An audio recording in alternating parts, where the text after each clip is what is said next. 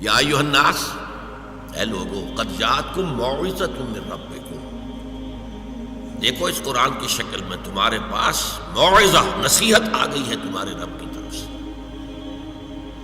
وشفاء لما فی الصدور، اور سینوں میں جو روگ ہیں ان کی دوا آ گئی ہے۔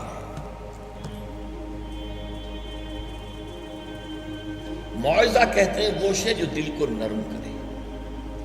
پرانے زمانے میں وعظ کا بہت رواج ہوتا تھا، بڑے بڑے واعظ ہوتے تھے۔ اب ریشنلزم کا دور ہے، وعظ میں جذبات کو اپیل کیا جاتا ہے،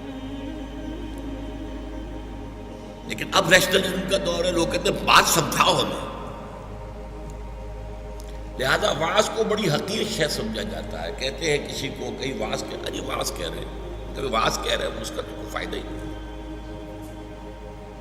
لیکن وعظ بہت مؤثر شے ہوتی تھی، دل کو نرم کرتی تھی۔ دل سخت ہو جائے تو کوئی شے اثر نہیں کرتی۔ ثم قست قلوبکم فہی کالحجارۃ او اشد قسوۃ، یہ جو بنی اسرائیل کے بارے میں کہا کہ تمہارے دل سخت ہوتے چلے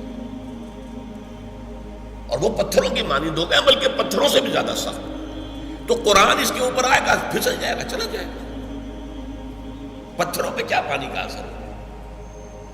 اس کو پہلے نرم کرو، زمین میں ہل چلاتے ہو نا، پھر اس نرم مٹی میں بارش کا پانی جذب ہوتا ہے، جب جذب ہوگا تو نتیجہ دکھائے گا، اور کچھ نہیں، گھاس تو ہو جائے گی نا اگر آپ نے فصل نہیں بیجی ہے۔